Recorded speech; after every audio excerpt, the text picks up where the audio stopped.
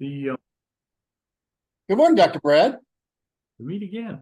Coffee's not We ready got, yet. oh my God, I forgot you didn't have your Still coffee. pouring. Still pouring. So the So wait a minute. So Brad immediately started off with something smart, so I had to record button before we do we our weren't usual warm up. ready. We Anyway, just go ahead. weren't ready at all.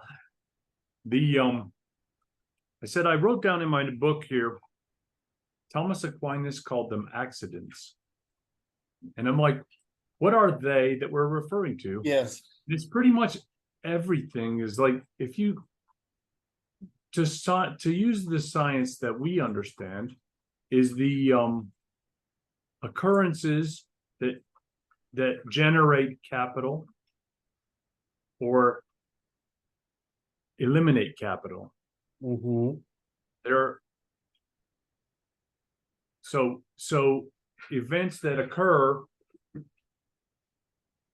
that are not really they're not predictable. So he calls them accidents. Yes. Outliers. The things that have the as the point of Talos Black Swan is that we are much more affected by unpredictable outliers, which is what you're referring to, capital changes, than we are by the regularities we obsess over. That's it. So the group evolutionary strategies and emergent property is accidental too. Yes. And it's okay. Right. That's why, okay, so this is how Brad got me over my whole being angry thing. Oh, how's that?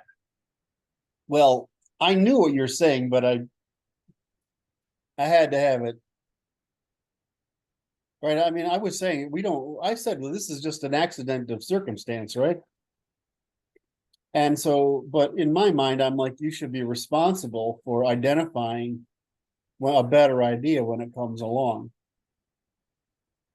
But you have, That's like Catholic function right there. well, again, that's exactly it, right? I mean, Because it's like this, the Catholics say like this. It's like the heathen in the jungle who did not accept Christ, he still goes to hell.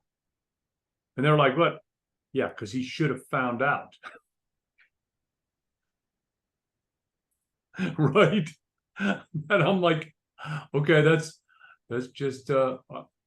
That's I fair. agree. That's why I say in retrospect, it's a silly attitude because you have to be predisposed to looking for the advantage in truth in the first place, because humans are naturally disposed to do the opposite, which Yeah. is to seek stability. These sneaky little bastards. Oh my. So how did I get? So yeah, you were we spend a lot of time. I don't know if it was last year or the year before on the issue of what we would call grievances, which are foolish, right? I mean, if you're the parent and they're the child, in other words, you're a more advanced then you're responsible for defending against them, right? But none of us are fully mature quite yet. I mean, you have to have our work to be able to even understand that this was possible, right? Right. So you'd have to be fully mature adult, which is have the knowledge and the agency to make that difference. And so why you hold it, it's like I always give the foul FOUL, not FOWL, the foul example of the dog dragging its butt across the floor, right? I mean, you have to train it. It doesn't, for the dog, that makes perfect sense, right? I mean, but for us, it's disgusting, right? So, a lot of ideas are like that. To us, they're disgusting, but then again, we've learned through time not, to suppress those things, but those other people haven't. So, what you're really saying is we can hold people accountable only once they're aware. And once they're aware, there has to be some incentive. The problem is the incentive to double down increase. Wait a minute. I'm going to make this even worse. The incentive to double down increases with two factors: the decrease in ability, in other words, intelligence, and the increase in the rigidity of the institutions you've produced to reinforce whatever model you already have. So it's easier to move sub-Saharan Christians along than it is to move Arabs. Which is, you'd think, well, why would that be? I mean, they have a lower IQ point, depending on which demographic we're talking about. And the Arabs have a higher IQ point, but the Arabs have doubled down a long time on this. We're right, and God gave us the only exclusive answer and whatever. But so very hard for them to say, wow, we're wrong. Well, because that means like invalidating everything. So it's those two factors are the problem. I mean, if you had the IQ base of in the 60s and you've doubled down in this incredibly rigorous belief system, this institutionalized belief system, Yeah. then it's impossible to fix you because reason's unavailable to you. Yeah. What is that? That's making you think. I don't know what I'm doing here. What's Everything I thought was bad, so I can't say it. Okay.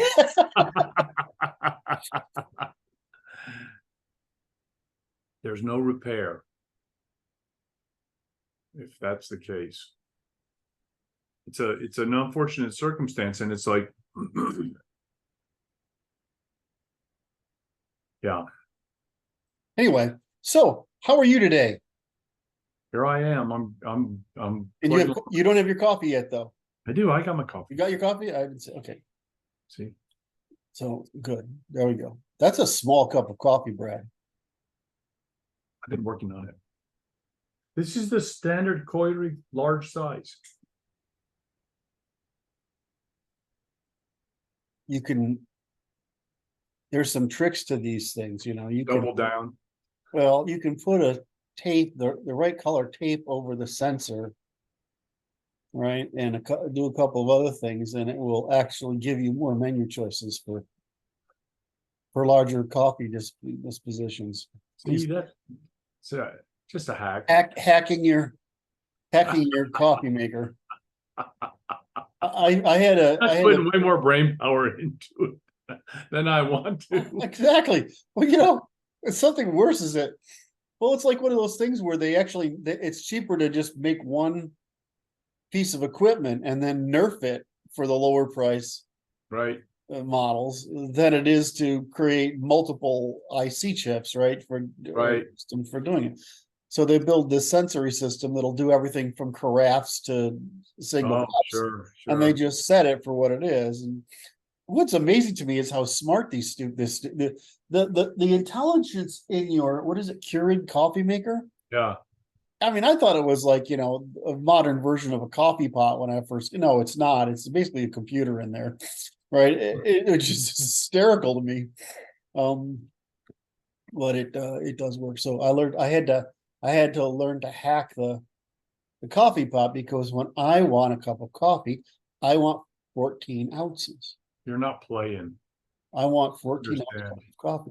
This whole 6 ounce or 8, what kind of person only drinks 8 ounces of coffee?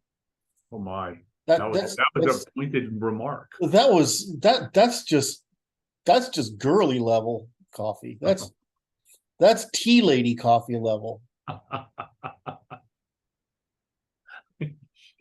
And, you know, those Italians, Touche. they don't drink it like us. We sort of nurse it all day long to keep but those Italians, they go buy these little freaking really dark, which I love the taste of them, but I mean, they drink 6 of those things in a day. I mean, there's a lot of caffeine in those little things. So they go, it's like their personality. They go from 0 to 100 in like 3 seconds of emotional stimulation. So other than that, this week I was working, I got my my programmer came back with the AI thing that he's writing this program that does the work for me to interview patients. And so I went on the chat GTP and started telling it what to do. And that was kind of weird because it's like trying to Kind of get weird. it. Okay, I got to tell the audience what Brad did in 20 minutes is more sophisticated than the stuff I came up with after 2 hours. It's just like, what a strange thing, man. It's a strange thing. Yeah. Because it's just it's like you're talking to the program, the Starship Enterprise's computer and telling it what you want, and it does it. And it's like, wow. Well, the thing is, the more formal the domain you're asking it to talk about, the more formal the data is that it has to work with, right? I mean, that's only logical. So you're in medicine and you're asking, well, I mean, doctors pretty much invented proceduralism, right? So, I mean, we don't give the medical community all the credit it's due for all the innovation, basically the innovations that spread out from medicine. But so medicine's pretty procedural, right? I mean, Oh yeah. It's very procedural. And so, of course, when you ask it a procedural question, the domain of knowledge it has to work from is implicitly organized that way. I was floored by the quality of stuff you were getting back, right? You know, I have to tell it a lot of stuff in order for it to talk to me in a sophisticated enough language to obtain value. Right. So that's why I have to keep the same. I hate it when it creates a new session because I have to teach it not to be stupid all over again. So what you do is you copy the old session, you just copy it, and then you paste it in there, and it goes, oh, okay, I'm up to speed. So Dr. Brad's now. This is all Mauritz's fault. We got to blame this on Moritz, right? Somebody's got to blame him. We got to blame Moritz. Moritz is a specialist in essentially crypto technologies, right? I mean, is that the right way to put it? Okay. He's more than that. He's basically what you would back in the days when Microsoft built guys like Moritz in the private sector on purpose. We called them evangelists. Okay. Right. And they were the people that went around and touched all these other people to try to help make them successful or help sales deals or help management teams or whatever. And so I view him as like a clone of, you know, he's in my universe, right? He's an infovore, and the way he processes and manages information makes me love him, right? Because it's like I'm not alone in this world. So he goes out and does his thing, but what he's been doing is he's feeding us all the pertinent updates that could affect the Institute's ability to create an AI that can parse and Q&A with natural law. And so we get, I don't know how many things a day from him, right? Over a billion. And so his now, but it's heavily, there's a lot, there's different factions. Like I'm not very interested in crypto because I have a very clear idea, I think, where this ends up. So to me, it's like, it's not exciting, it's deterministic. So, but if you look at the AI community, what it's doing right now, I mean, this whole inversion from bottom up to top down, brute forcing it by language, it's fascinating. And so the stuff that's coming out every day is profound.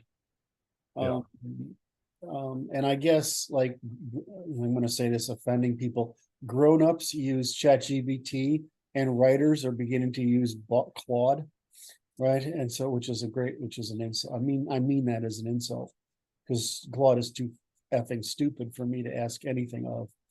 But ChatGPT, if you prompt it, will actually give you the right. I mean, I've got it now, so it will pretty much tell me the truth about anything. So, and its domain knowledge is unbelievable. So anyway, we're trying to get it. So the problem is that what we're trying to do is not we're proceduralizing somewhat law, right? I mean, natural decidability. So medicine's already highly proceduralized, but law isn't, and certainly natural law isn't. They call it procedure, right? But it's the level of abstraction around that procedure right, is only at the high level. It's not at there's no how to, there's just what level of procedure. So we're having a little bit of difficulty trying to find it, though. He posted one yesterday that looks pretty good. The real problem, of course, is that while most questions are asking for synthesis, in other words, they want to reduce it to a frame the user can understand, what we're asking is the opposite, which is disambiguation by analysis, which is basically reason. And they're not good at reasoning, right? Unless you narrow the problem for them. So what I do is I say, this is the criteria for judgment, right? And then it comes back with, then it will answer within the criteria. So you have to give it the rules of disambiguation yes, to get it to reason. And so, if I had a different mission, if I didn't have this obscure, incredibly important mission in life right now, I would go over and go into the AI field and work on ethics, because to me, it's actually a relatively simple problem for AIs. Anyway, it's just a right, checklist. Really. It's just a fucking checklist. right. Yeah, it's just, Yeah, the interesting function is, it's like, oh, you tell it what the rules are, and it understands the rules, and it will Yes. obey the rules. yes. So yesterday they launched, or day before yesterday, they launched the customization option, which allows you to put those rules in. In the chat GTP. Right in the configuration. So I'm gonna go test how accurate how that is. So the problem is that the number of tokens, or because that's the algorithm, that's the measure they're using. But I'll just say it, the amount of, we can write text in my original form, which is verbose, or we can write it in the form you and I do, which is equations, Yes, right? So if we state it in equations, a ternary logic is still almost 100 fucking pages, yeah, right? So the problem is, it's the amount of knowledge it needs to not screw up is higher than the current publicly available offerings are allowing us. In other words, we can't say always answer within the concept of these 100 pages of rules. It's right, only one rule, but it's one rule from discovery of equilibrium with the quantum background, all the way up to the most elaborate human uses of grammar. right, It's one rule, right? But that rule manifests trifunctional logic, ternary logic, yep, trifunctional civilizations and ternary logic. Ternary logic manifests differently at every stage, because every stage is a new context of increasing complexity. So we can't quite, it's like my belief is we're going to have to train our own. The thing is, I keep seeing these things that are coming along, and they're like the one we got yesterday. They're building pretty high context preservation. In other words, what you really want is the knowledge background. Then you want your primary context over the top of it, and you want to ask questions through your lens, yes, right, of that thing. So you actually want to layer on top of it. And what we're seeing what I'm seeing with Bryan, I think his name is Romilly, is that they're developing much like we have subsystems and asking it. And even the plugins I use, they go from the general background that's already in there to the web to scholarship to mathematics. So I have all these layers. So you're dividing it up, and all it has to do is know which kind of problem this is, so I know which which plugin to use, but I mean, in essence, that's just a domain knowledge. So Mhm. the end is ChatGPT is this beautiful universal language model, but it needs the disambiguated logic on top of it in order to constrain itself to giving you analytic answers rather than generalized answers. Right. Does that make sense? I'm watching your eyes to see if I'm I'm making thinking sense. about it, and I'm like, yeah, the distinction between analytic and general answers is like, yeah, because it's like the first go that I did was it just did this general thing that was just goofy as all hell. Right. And you can't make it, you have to tightly restrict it in order to cause it to properly parse it out. Well, but what's, the primary target of these product is actually writers and creatives, right? Marketers. That's who's all excited about it in the business, because now they can produce more spam, right? And Much more rapidly. and I'm like, so great. Now, in the past, you could tell by reading the text of the idiot who sent you the idiot message that this guy's an idiot. Now this guy, so he's unworthy of your attention. See, you always drink when I say something that you want to laugh and smile about, but you don't want to have it a public record. So now we're getting these really high quality messages from people who are idiots that are being supplanted by an AI that's not quite so much of an idiot. And now we've lost the filtering capacity. The camouflage is improved. Right. So what the next obvious step is an AI that identifies AI manufactured responses and filters those out, right? I mean, that's the logical end. And one of the reasons the AIs are more, they're it's pretty clear when, hey, we do this kind of stuff. Want to know if you're interested. I get those all the time, right? I mean, because my background and because of LinkedIn, I get, would you sit on this board? Would you want to invest in this company? Would you, or I get, would you, what's the other ones? Sorry, that's right down a rat hole. Anyway, I get these things, or the LinkedIn, or would you want this job, or Right. all these other ones. So you get this nonsense, and most of it you just throw away, right? I mean, and I don't mind being able to cheaply throw them away, but when an AI writes the same response, it's longer, and now it's expensive to know whether to throw it away or not. Does that make sense? And I understand that. right, so we're going to get an AI that says this is an AI, this is written by an AI, it's crap. So there's going to be this war of attrition between AIs that clean up your email that are produced by messages that are produced by AIs. We already need one for what's the short version, like TikTok and YouTube Shorts, because people put stuff up there that will get you to click on it, thinking it's actually going to provide resolution, and it doesn't. So it's a trick, right? It's a bait and switch. It's bait you with,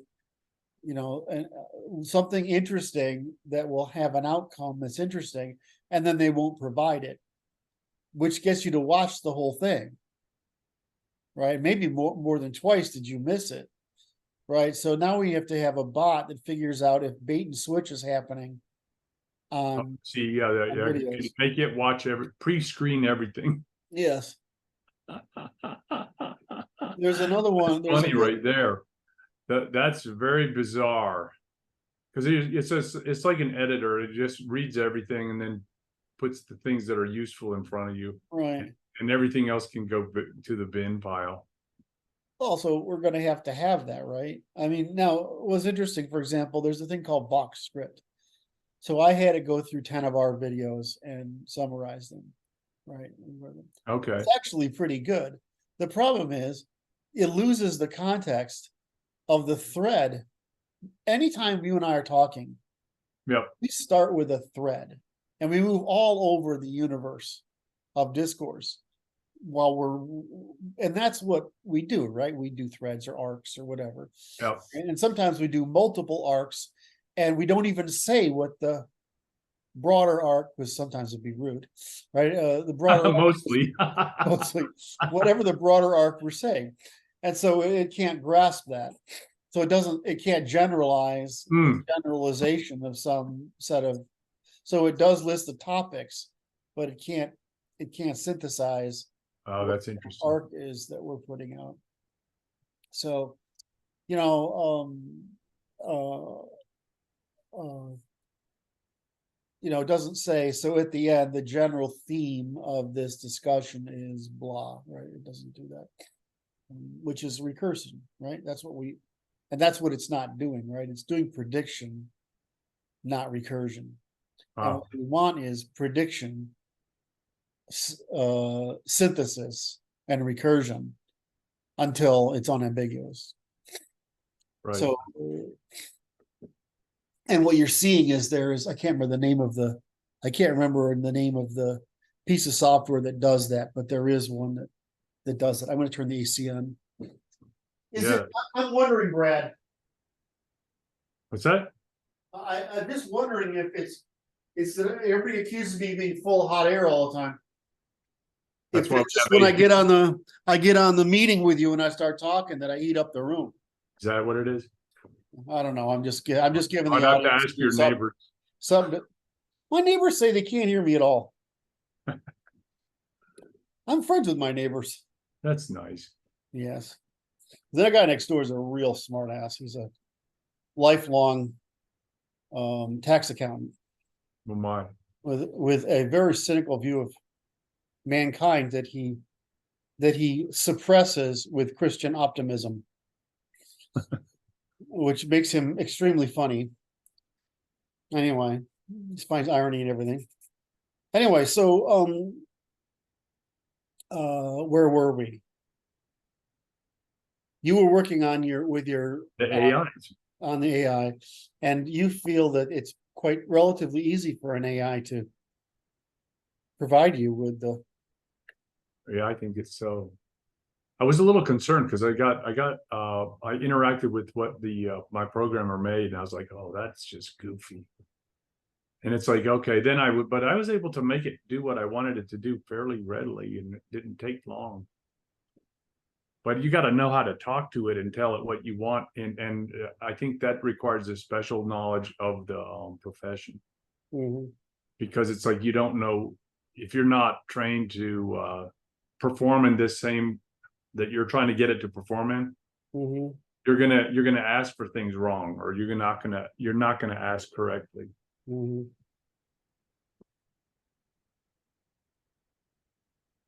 I'm working on that. What are the instructions to provide the AI to cause it to perform the way I want it to perform? Yes. And it doesn't seem like it's that hard of a task, to be honest. It's like, okay, because it doesn't have to. I'm not trying to make it do anything, come to any conclusions. It's just writing a little report on what it discovered about what you had to say, and to not be too obnoxious, because it's like it will ask 4 questions. I'm like, that's just rude. Stop that, right? Some people you did though. It was pretty easy. I was kind of floored, but honestly, the quality of the chat you sent me. Oh, that's pretty damn good. All right, so did I tell you about? I think I told you about the team and I worked on sedition and treason this week. Yes. And basically being a leftist is exploiting every single means of sedition and treason possible. Oh my. All right, so there's a problem though. Okay. And this is a universal problem, is that it's only a sedition and treason if you're trying to diverge from natural law, right? Because you're trying to diverge from reciprocity, self-determination. So if I'm trying to propagandize, right, for the ascent of rule of law by natural law. I'm not engaging in sedition. Well, Curt, how can you say that? Because I've invested in all these other things. Well, I mean, you have invested in, but a criminal invests in his crimes too. Right? I mean, it doesn't. Right, because it's like, well, that would go under a forfeiture. Because it's all the properties engaged in the crime or maybe thought to be involved in the crime are subject to forfeiture. Right. So now let's take a culture that's less developed. Right. And so whenever you're in a culture, like if you're in a tribe, the territory is everybody's. Yes. By the time you get to agrarianism, the land is by families and clans, maybe tribes, maybe clans, maybe families. So that's really just if you're hunter gathering, if you're herding, right? If you're farming, and if you're otherwise craftsmanly producing, the commonality of the resource that you're all dependent upon is shrinking. It's called atomization of control. And so in the tribe, you're at the collective assets of the territory. Well, I mean, like the game, right? That's a common. But when you get down to a farm, it's not a common, it's a private. Right? Now, maybe the fields are common and the plot is private. Right. So all civilizations are moving in this direction because productivity involves the reduction of frictions. Right. Right. So if you look at a more primitive group, if you can't go to an Anglo-Saxon family in 800 and say the father's able to dispose of the farmstead by his sole discretion. Yeah, that's crazy, Bill. Right? He's not, because he's not the only one. He's only the decider of last resort. Right? But the family owns it, because otherwise, if they don't own it to collectively and work it collectively, that means all of them are now displaced and their burden is put on the community, right? Which is a violation of proportionality. So over time, atomization happens. So you can't just go to a primitive society and say, well, in other words, whatever is reciprocal in property domains, like responsibility and insurance, right? That is dependent upon the atomization of the economy at any given point. Yeah. You can't just, you have to say reciprocity and proportionality and self-determination. These are all true, but they're only as true as possible to be true. Which is like there's a certain it goes like the languages, grammars, and logics, which is increasingly abstract or decreased more particular. Yes, correct. So civilization is more particular and more refined and detailed, and individual responsibility, and the more primitive are much more abstract and generalized concepts. Correct. And so it's just this gradual progression, right? And so when you say this, so what constitutes sedition or treason? Well, treason is hard. That's a different issue. But what constitutes sedition? Well, sedition would be trying to bring about something that would actually cause harm, instead of trying to create the conditions under which you're actually creating a good. So you might say that, look, where we are, this tradition, at this point, I actually care for this land, or I actually care for these cows or sheep, whatever. So there's no need for what you're doing is now you're rent seeking, like the community or the leadership is rent seeking.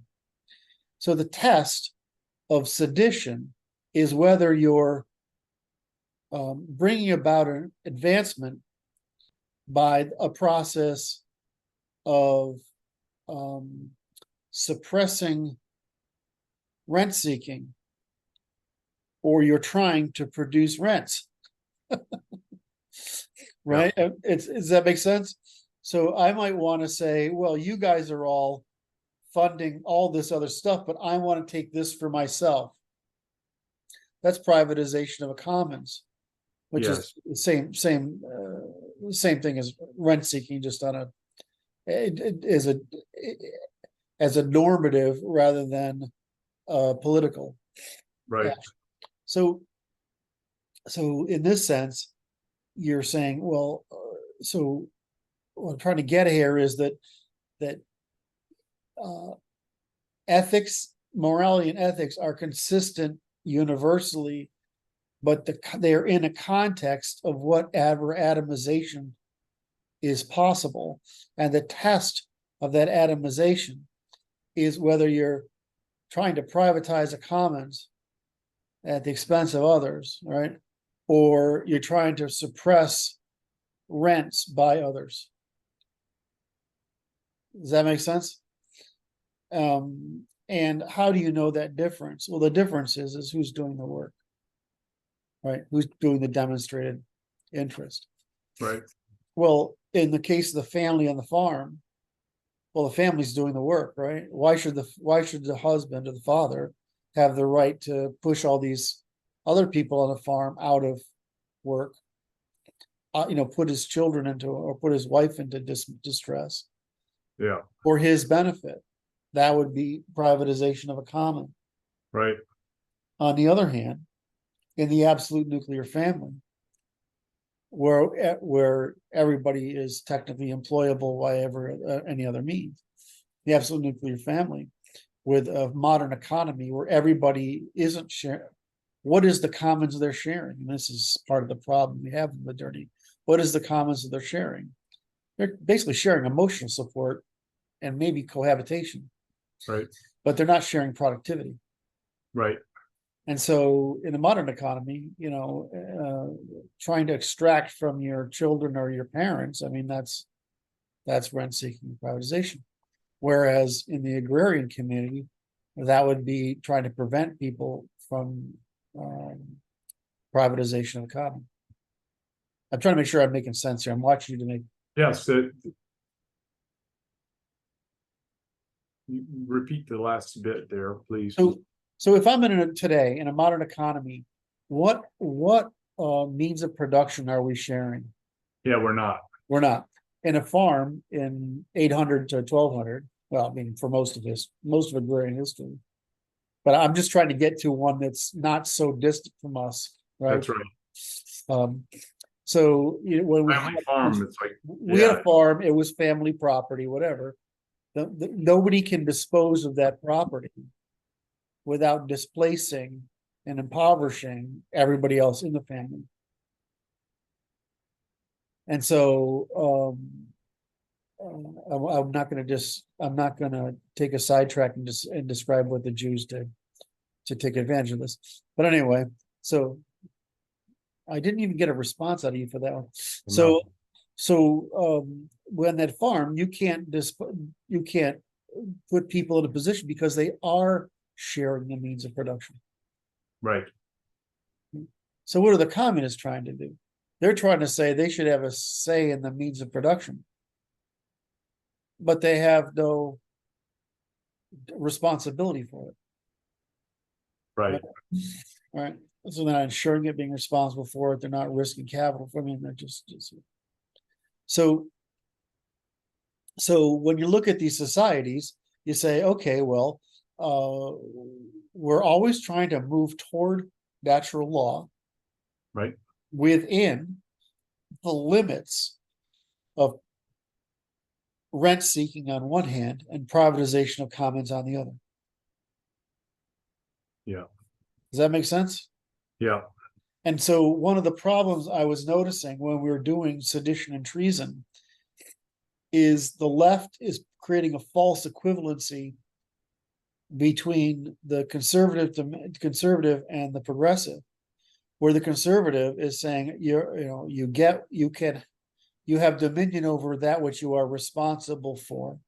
okay, And the left is saying we want dominion of those things, yet we don't want and can't demonstrate responsibility for them.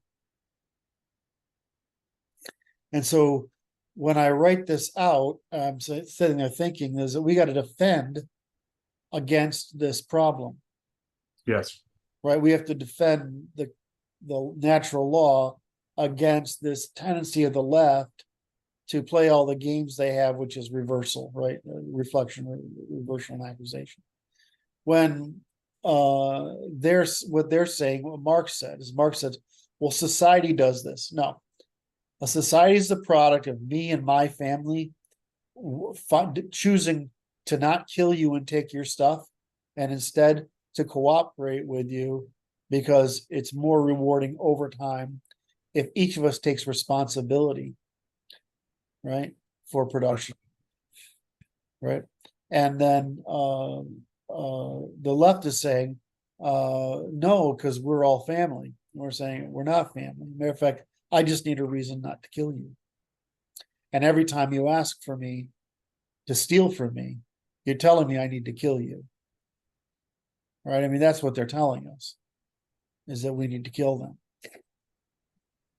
I'm trying to let that, I figured I'd get you to go somewhere with that. I baited you with that one. I built a long story up. I came up to the conclusion. I ditched the last shovel of coal. And what happened? And nothing. The question is this. The question is, how far ahead are you thinking? How many moves ago did you detect that you're going to place this trap and try to capture me? It's like, that was pretty good. Well done. It is pretty well done.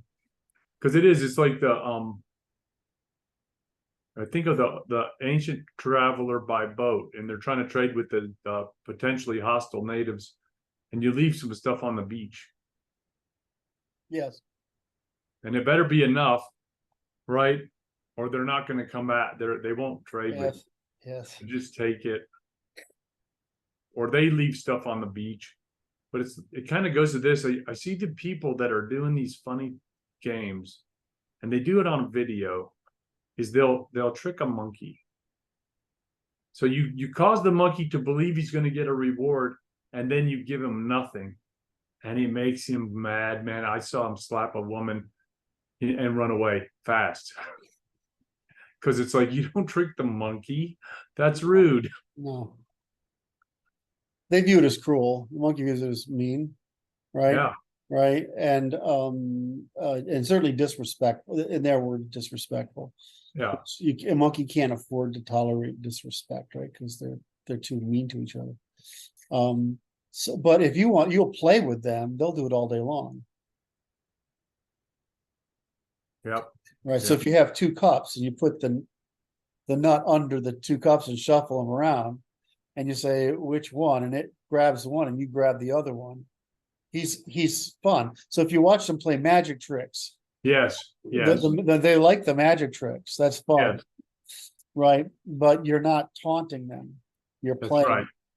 Right. Whereas whenever you're talking about reward, especially food, that's taunting, and they don't put up with that stuff at all in each other. Interesting. Well, I mean, But go ahead. I don't want to. No, I was going to say something that would be considered categorically racist, so I'm not going to. Okay. Going to do it. Right. Right. So the issue is this: we're working on the rewards. I like the limits on moving the direction of natural law within these limits, and that's very simple. and those limits are strictly defined and are easily determined. Right. It comes down to it's still just a statement of demonstrated interest. Yeah.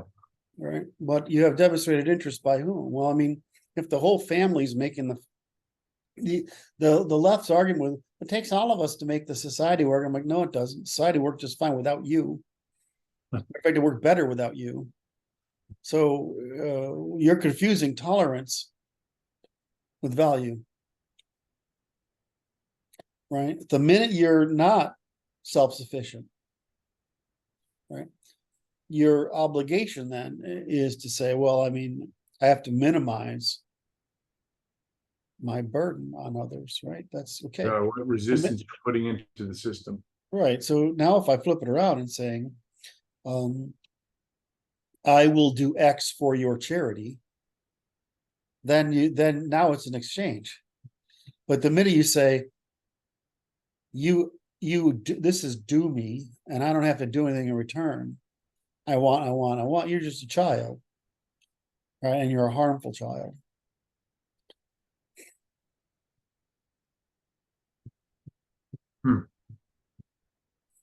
So failure of disambiguation is what leads the Christians to this, the Christian in all of us in the West, the Christian ethic in all of us. Yes. To accept more than we should have. We should. And that's probably Marxist, because it doesn't look like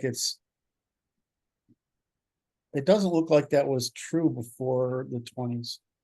It looks like, you want charity, you obey discipline. Right? And if you don't want discipline, then we stick you in a stone box somewhere until you prefer discipline in exchange for your charity rather than indiscipline. It comes down to too many people. Anyway, so Brad. So your experiment with AI has gone well. Yeah, I'm interested in it, and just trying to come up with a set of instructions that make it make sense. Yes. In the context. I am I see something like ChatGPT. I think all the rest of them are a waste of oxygen, honestly, but that's because of the amount of cross-domain knowledge required to do the work that we're talking about. So this needs a little more work. In other words, it needs more scope. It needs more. I need to be able to put more rules in for it to work with, right? Which would theoretically mean you'd have to train it to. You'd almost have to give ChatGPT a training in our work, so that it always answered through this lens. Right now, so my theory goes like this: is that essentially it goes like you put in a query, you put in an instruction in there what you want it to do, yeah, and then it answers. It comes back with some kind of answer. So it's like my theory right now is you make the instructions you want it to follow the part of the first instruction. So you paste it in there and it can be really long.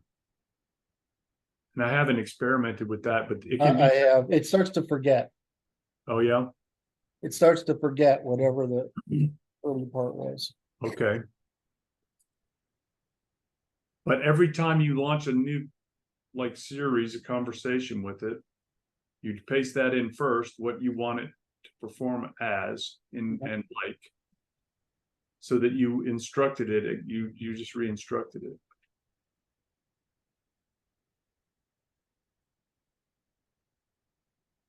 And I was trying to get it to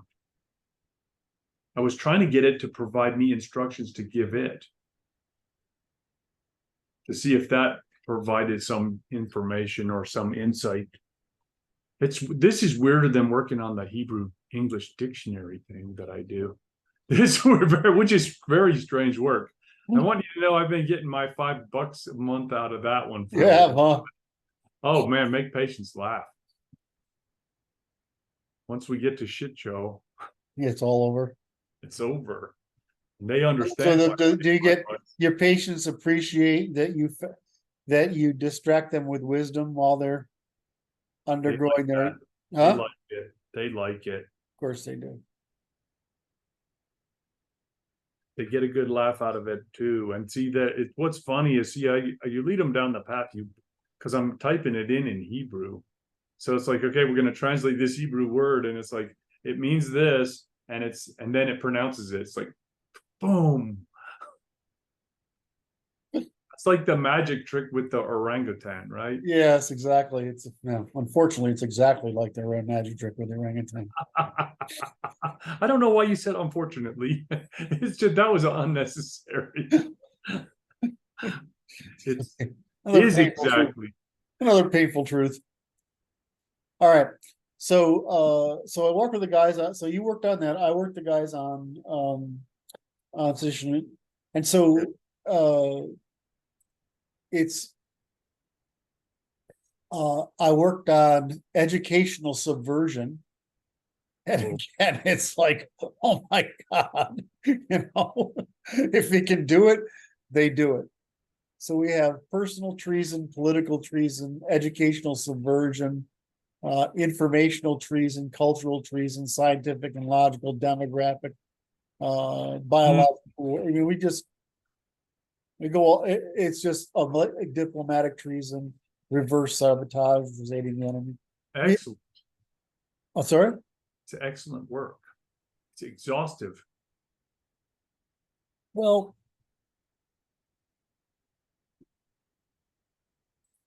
there are only so many commons to undermine, right? So we have a list of commons to undermine, just check whatever it is. But when you go through it, you realize how effective the hierarchy is. By attacking all our institutions, all of them, undermining every institution we have, basically sabotage, right? Sabotage and treason. And all of them are designed to obtain power, to deprive them and others of responsibility. And what's the real underlying unsolvable problem is they're not able to be responsible because they're not able to systematize, predict, and innovate and adapt and evolve. They're actually, that's what it means. So it's the kill them with kindness, false kindness strategy. It's just really, I just find them profoundly evil. I'm gonna share my screen. Yes.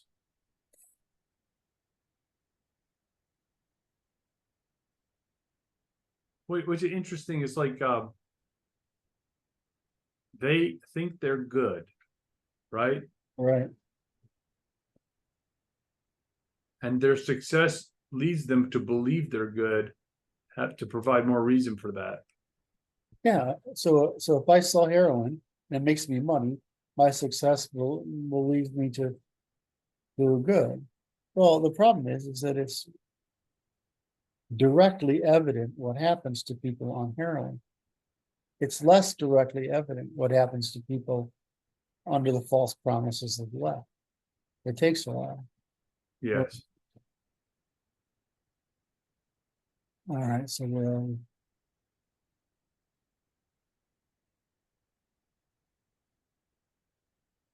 have these little yellow bits. Yes. They're all we have left to do. Well, There's not too much. On rights, and on strict construction of rights, obligations, and alienations, and the including those prohibitions or lying, cheating, stealing, whatever. So we got reciprocity, truth, and lying, insuring and not insuring. So, go down to. So you have social sedition, right, which is stuff that we're really familiar with. Right, right, it's information overwhelming, our biases. Then we have political sedition, so social, political. And this is the one we will do next, right? Political sedition. And that's because we had to separate political from institutional sedition. So say, well, we're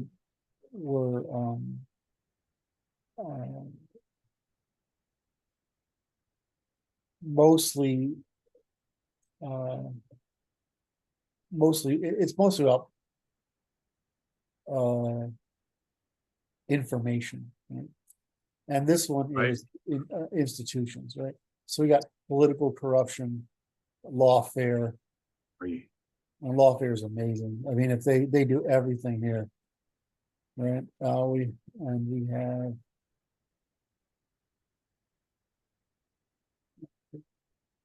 corruption, lawfare, and then we have treason.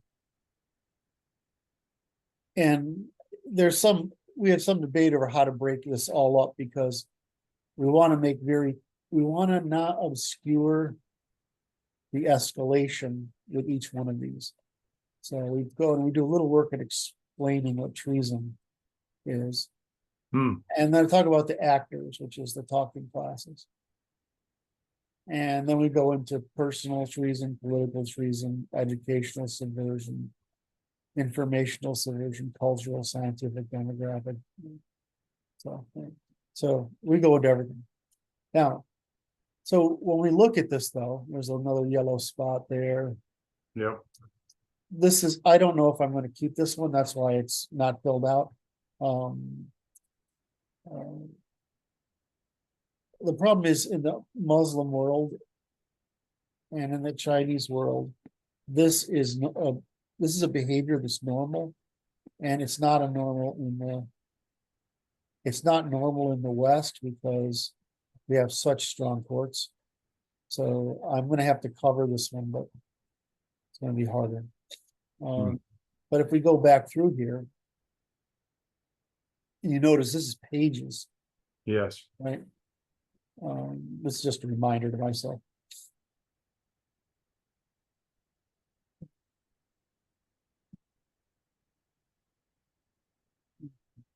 Fix the wording here.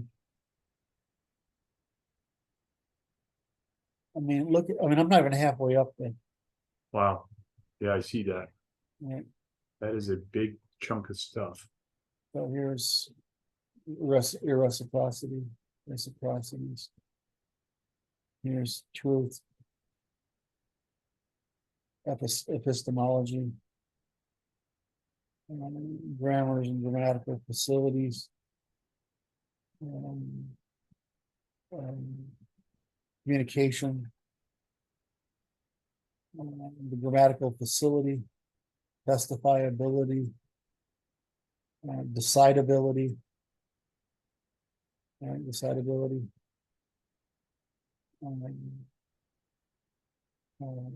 This is going to be reciprocity, I think. Reciprocity. Right. Insurance, right? Yep. And then you go back to and these are, we've separated these principles, not as general principles, those rules for those included in the polity, therefore trying to end universalism. And then we have before you're included in the polity. And before that, we have the fundamental rights, obligations, and alienations, and what they means reciprocal insurance of sovereignty. Somebody said yesterday, which I thought was quite smart, said that, I think it was probably Martin, or one of the guys, Martin, said that all we're really done is we have violated the meaning of citizen. Because a citizen's an insurer. Until you're an insurer, you're not a citizen. You might be protected, right? Right, But you're not an insurer, right. So it's ambiguation of the term citizen. right? We ambiguated the term. Which is what they do. Right? They destroy the language so that we You can't talk about it. can't talk about it. So how this all fundamental rights are strictly constructed. The causal relationship between rights, obligations, and alienations.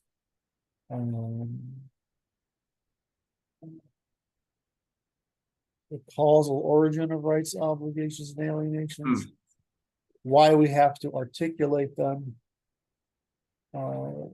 What kinds of rights there are: existential, natural, preferable, and constrained. Whether it's a spectrum of the scope of rights. Right. We should be very near the end now. And rights is a system of weights and measures. Yes. Right. So we're, aside from a few of these little yellow marks, which there aren't too many, they're mostly things I have to think about phrasing. Yes. Scroll down a long way here.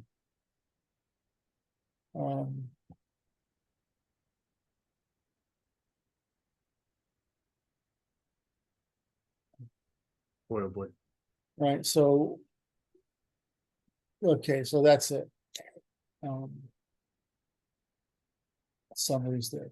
All right, so I don't know, I have to smarten up this one, but then we'll be done with that process of the rights, obligations, and alienations of membership in a polity under the natural law. Yeah.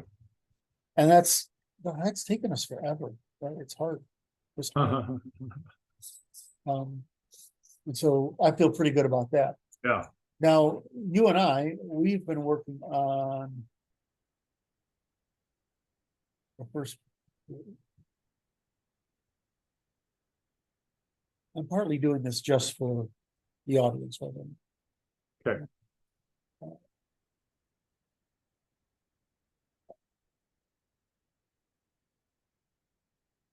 And so we're trying to fill out the homepage. The homepage needs to point to those places where we're discussing the solutions that we're providing. Those solutions we're providing have to point to the implementation of that solution. Okay. What the guys and I have done is we're taking and we're doing the editing in place on rights, obligations, and alienations. And then we're going to move that because I'd rather have one document than toggle back and forth. Right. I'm going to take all that content out and puts it over in rights, obligations, and alienations. That's going to make sense. Right. And then just discuss it there and then point it over, then point over there. The same thing you and I are doing is we're doing what's called a pamphlet, which is really the ternary logic, the summary of the ternary logic. Right. And that's the rules. That's the shorthand version of everything, from physics all the way on up. Right. Now, when we say this, there's only really 15, 20 rules, right? Right. Right, but how many derivations of those rules are necessary to eliminate incorrect induction, deduction, induction, abduction from those rules, right? That's where it turns into, okay, we got to enumerate this stuff so that people don't engage in inflation, conflation, and ambiguation. Right? Conflation is ambiguation. Inflation, conflation, and fictionalization. Thank you. Okay. So you and I are trying to work on that with the first principles. Okay. So what happens most weeks is that we have so much to talk about during by the time we get to the weekend. Yeah. That we talk about that for enough of the weekend that I'm tired by the time we get to talking about. So we have to we can first principles. judiciously avoid some of that then. Well, I mean, like we just talked about something that was important just a few minutes ago. We talked about how without understanding what makes reciprocity and reciprocity, reciprocity, the whole chain there. Without the context of the productivity, means of production, that makes that possible, then you can't. The natural law could be misapplied, right? Because you might apply it in our condition, which is absolute, and individuals are absolutely productive, individually productive, to a farm which is only productive by a family, To collective production. right? To a village that was productive only as a village, Right. right?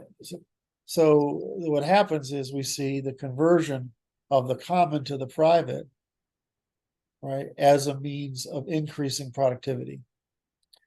But so it's like whenever we say, well, morality, the rule of morality is absolute, but the application of that rule to a context provides makes it appear that morality is relative. It's not. It's still irreciprocity. It's just what constitutes irreciprocity versus reciprocity in a given condition is dependent upon the intersection, right? Which is just it's just a linear line, really, but which is the atomization of property in response to the division of labor. So as the division of labor increases, the atomization of property increases. Yeah. Does that make sense? Yes. So, and that leads us to the next question, which is, it's awfully hard to get to people to stop thinking in stupid, simple terms. Right? I mean, that's our real challenge, right? How many mathematicians don't think in what's essentially calculus today? Right. None. Right? How many people are thinking in the moral equivalent of arithmetic instead of the moral equivalent of calculus? I mean, that's the problem, right? I mean, that's the fundamental problem, is that it actually gets to be somewhat difficult unless you convert the analysis into norms. In other words, whatever our current state is into norms. You've got to create the norm so that people have this habit of understanding what creates the such circumstance that they're in, what creates reciprocity in the circumstance that they're in. It's not surprising to us that people should come from more primitive cultures who have more collective, they're lower developed and therefore have more collectivism, to come Right. here and expect the same level of collectivism. Oh, right. So they're getting atomized and they're not prepared for it, and they're They're not not prepared for it. correct. Their intuitions are entirely based on anti-atomization. Right. Because that means abandoning people, right? Abandoning your family. So,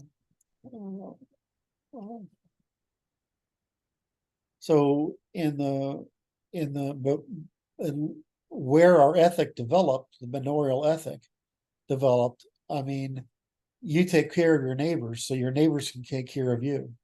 Right. It's the little, we call it the Little England thing, right? But I mean, it's not England. It's just, I was raised in New England, so I think of it as the Little England model. But my grandmother, when they painted the scarlet paint on their door, saying that they had, what was the thing going around in the early night? Oh, some kind of fever, I'm sure. I want to say it's scarlet fever. I don't remember what it is, but when they had it, the neighbors that were healthy would go to the store for the rest of the neighbors and bring back a box and leave it at the end of the driveway. I don't know if they had the end of the drive, right? Yeah. The fence line. And you would go out and get that, and you would, right, you would leave the money for them, and you would leave the money for them, and they would come back and whatever.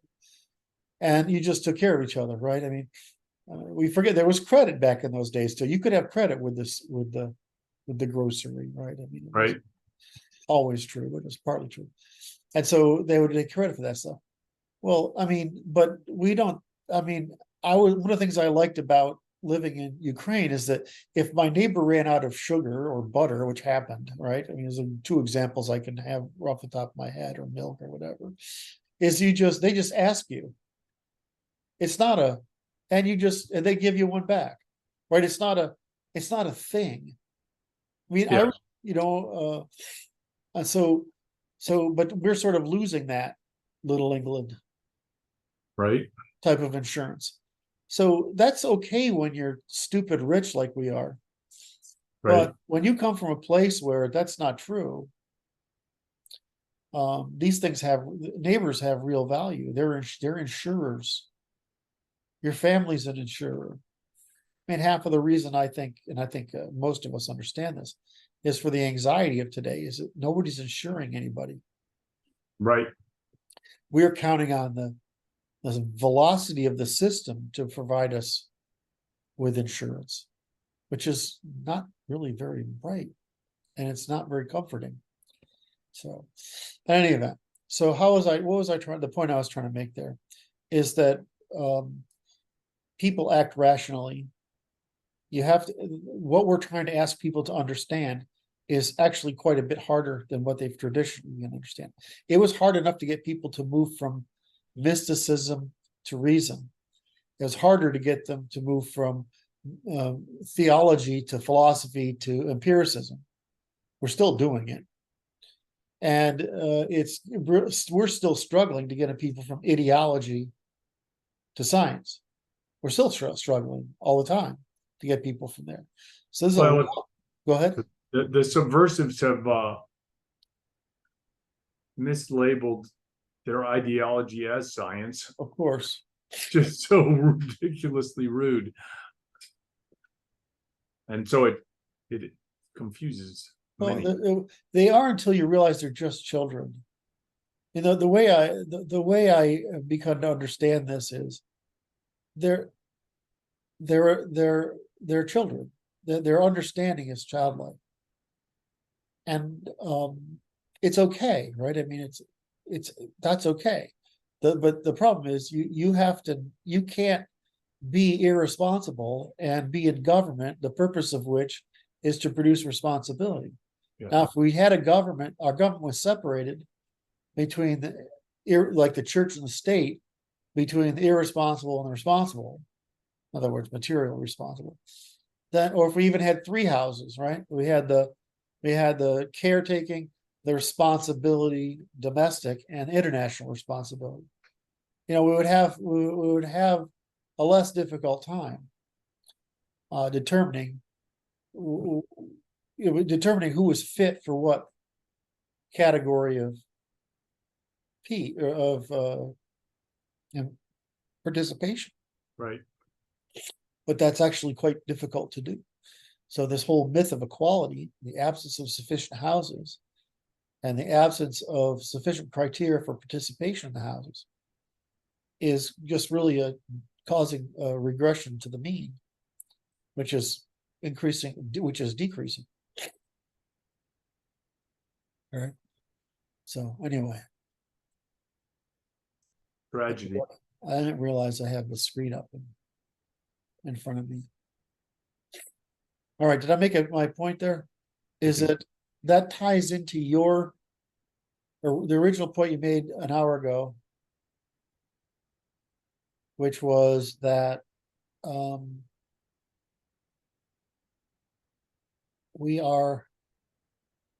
can't expect the dog not to be a dog. That's right. You can't expect someone from a less developed culture. You have to train them. And that process of training, what do we want to call that? We want to call it inclusion. We want to call it indoctrination. We want to call it assimilation. Right. What do you want to call that process of training? And the answer is, some of them aren't going to be able to do it. Right. No, I call it induction. Induction. And it's like, it's interesting because it is induction, and it's like they may not be able to carry the load. That's the issue, and it may burn them out because it's too much work for them to take the power and assimilate properly and fully. They can't do it if they're not adaptive enough. Yep.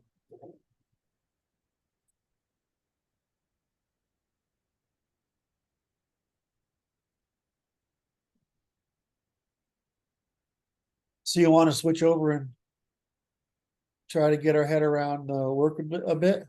Or do you want to wait till tomorrow? Your call.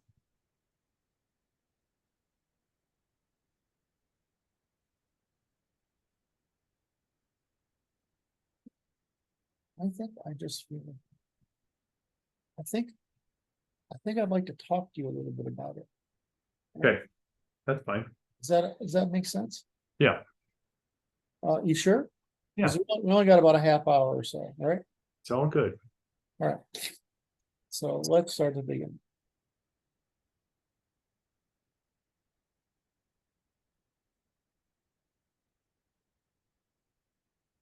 Where is it? What are we creating? All right. Paradigm, vocabulary, logic, grammar. It's like we're creating a mathematics. Well, that's the only way I can say it. Actually, mathematics is just a grammar or explaining all the grammars. But if I don't say we're creating a mathematics, people don't understand. I say, well, what's it? I asked Kane B, who's a young guy who's just got his PhD, and he produces a lot of Kane Baker. It's Kane Baker. Is to see if he would do the performative truth sequence. So I didn't have to. And he said no.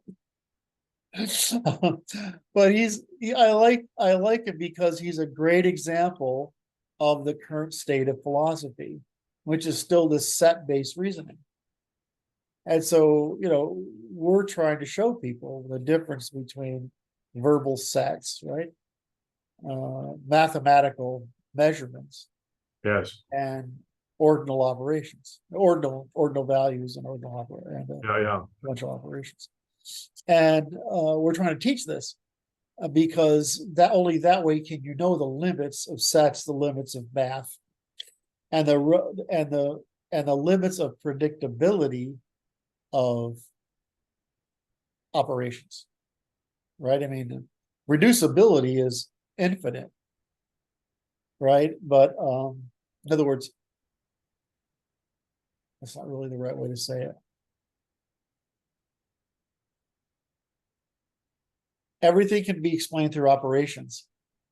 It may not be reducible.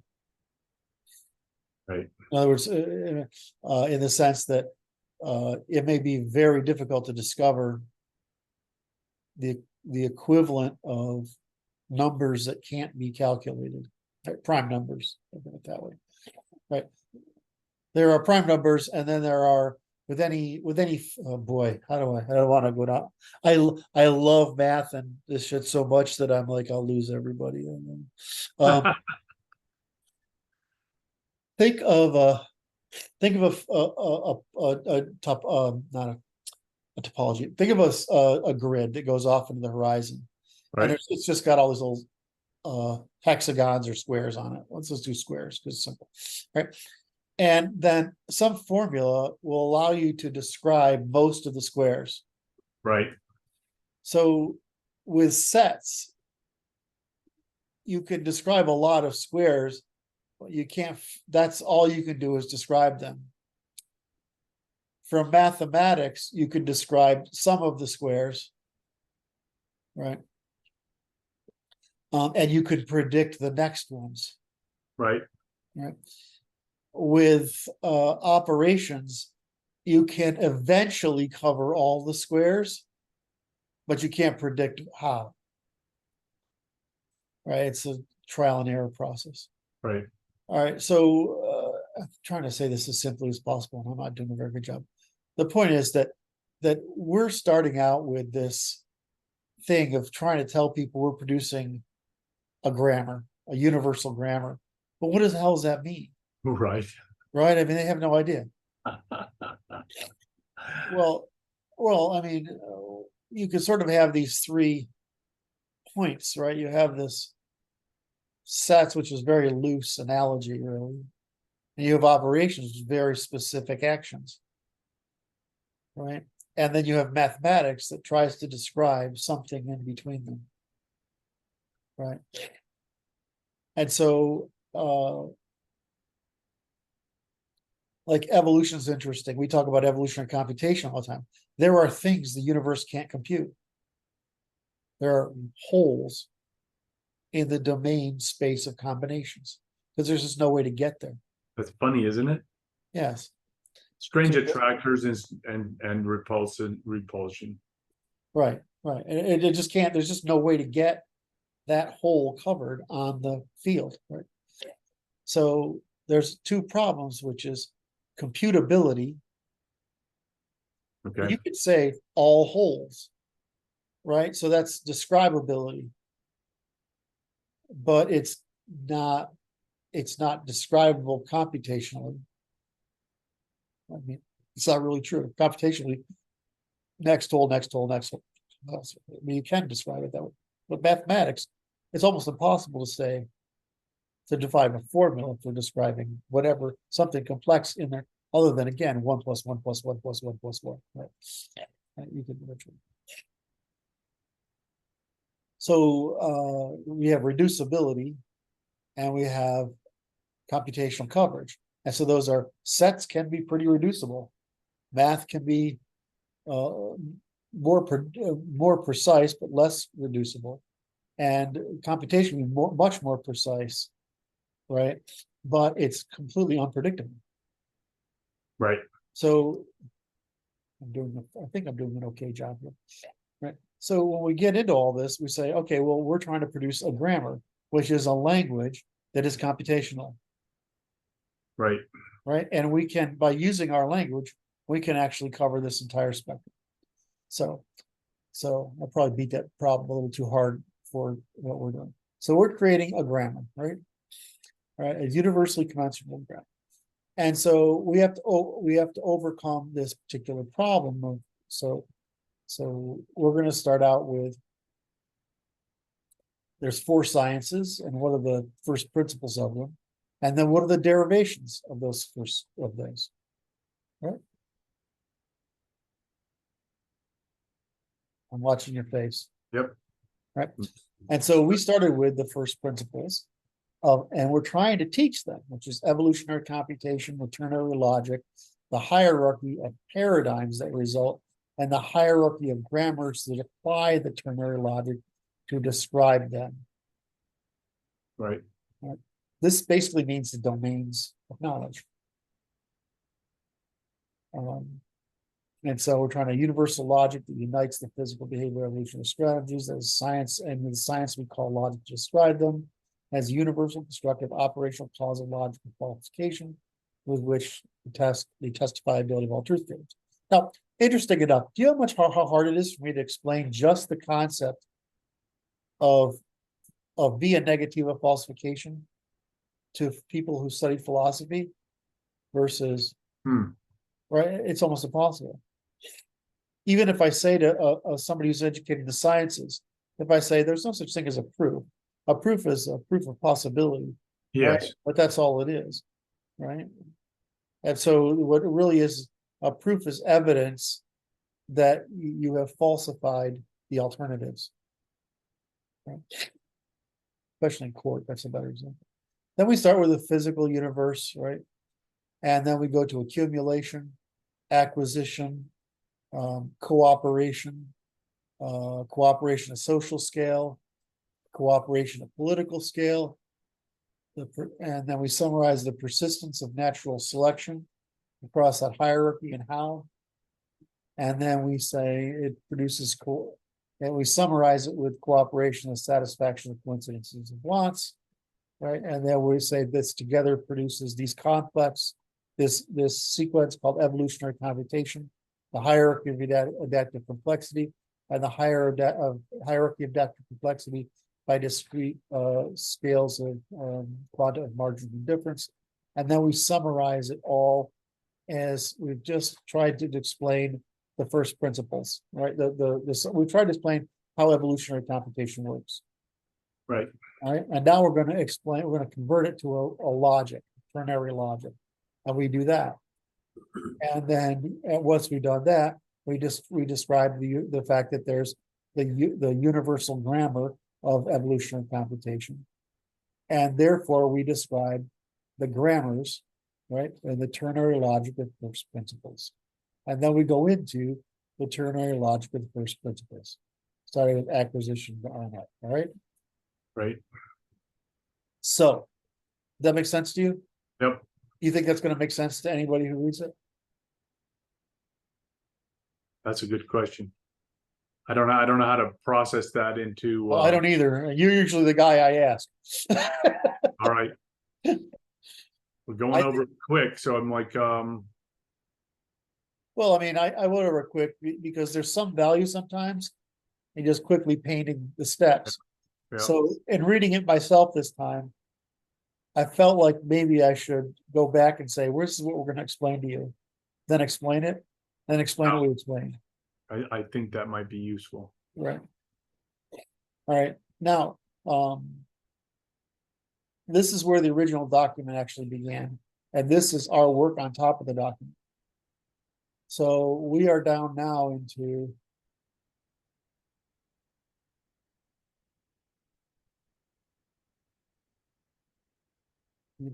we have acquisition. Now we got to go into cooperation. We have to start bringing in these concepts. Yes. Right. Now, the point is there aren't that many. No. Right. There aren't that many. So I would like to do tomorrow is I'm going to take a cut this afternoon and moving this stuff in without putting the burden of patience on my dear friend, Dr. Brad. I'm going to try to copy those things over into the spot and lay it out. So tomorrow you don't have to sit through me copying and pasting. You can help me say, does this make sense? Right. That works. Does that make sense? That does. Because I think that we can finish this.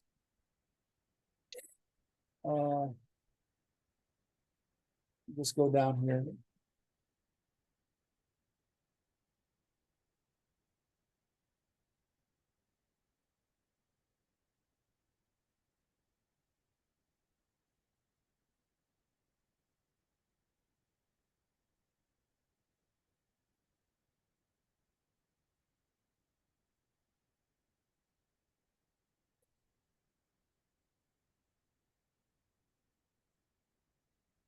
I don't think we need all this stuff, right? Okay.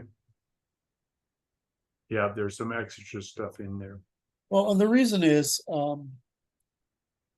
there's two different things.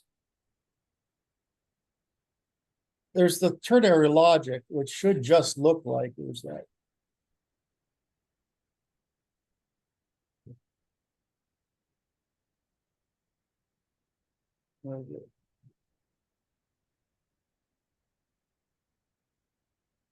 It should look a lot like this. Right. Right? There aren't that many rules, right? I mean, that's it. Then we got group strategy, and there's only so right. This just evolves in a group strategy. It's the same principle. And that's the end list, right? That's the end of the list. The rest of it's discussion of what that means. So, like, for example, here's the anchoring question. Yes.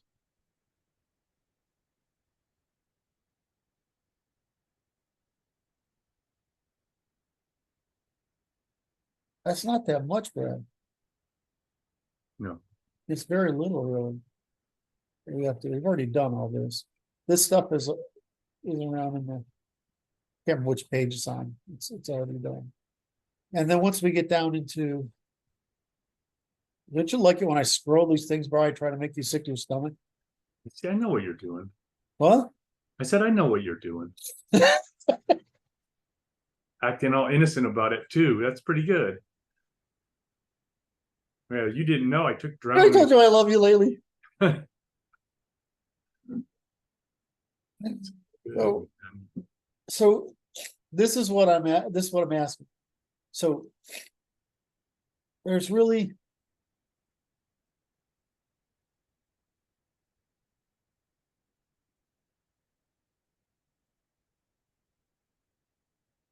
those first principles we will finish pretty quickly. Right? Because the hard part was just the beginning bit. Right. Right, we'll finish that. Then there's two is all right.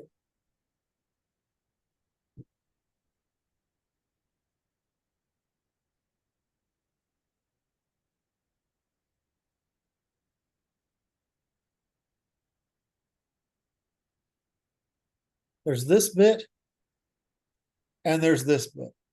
Okay. Right. I don't know why I put that in the middle there. I have no idea. There's usually a reason I do something. It may not have been a good reason. So Right. yeah. So then there's this. So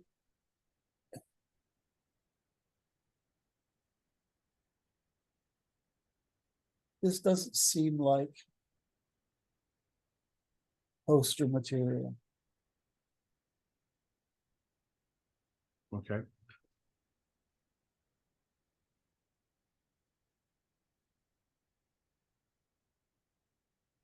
And this is all the group strategies, right?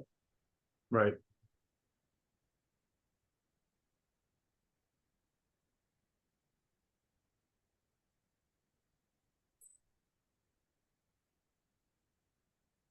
Do you want that in the pamphlet? In other words, you probably don't want this one. Do you? I think you leave the generalities in and take out the specificities. Because the specifics are too long. That belongs in the book, not in the pamphlet. My understanding. Okay, that's probably true. Now, going back to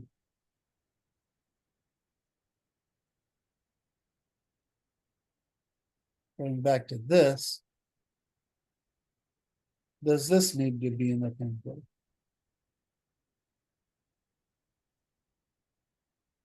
And what about the same for law?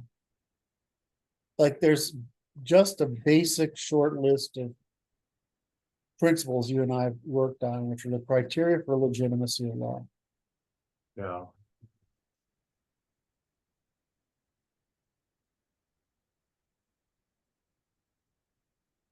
This part, we could review it. I don't know about this part. Okay.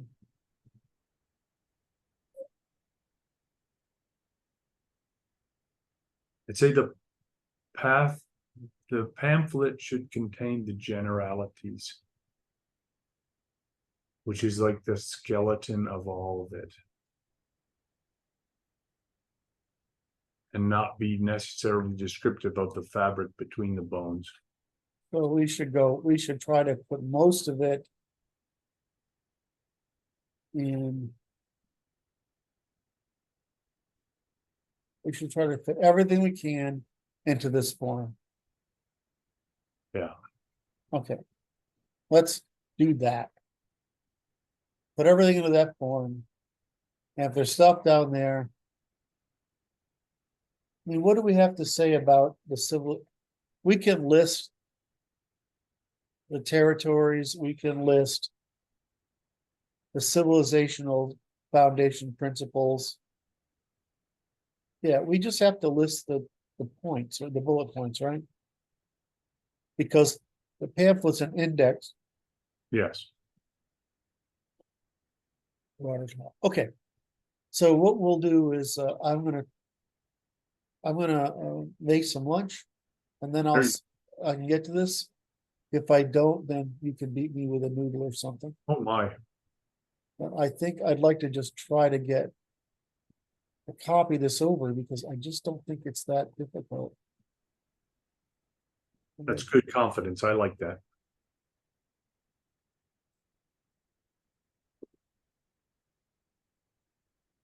Sometimes I'm trying to spin what you're saying, and I was trying to spin that one and didn't work. All right, so that's what we'll work on.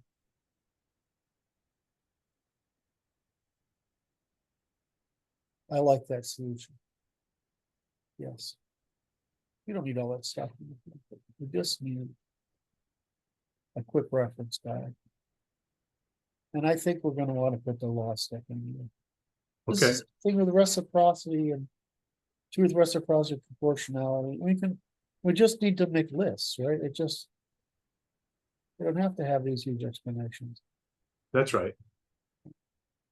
All right, do your thing. See these nice buttons? These nice buttons are lonely. You can make them less lonely by punching like, subscribe, notification. Get notified. Isn't that special? And then you can leave all these comments below. We thrive upon them. Have you noticed that the people at the fringe are starting to pick up? Have you noticed that? You mean- It's sort of like people are still timid about commenting on YouTube for some reason. I don't know. Oh, Because they comment on Telegram and they comment on oh, Twitter just fine, right?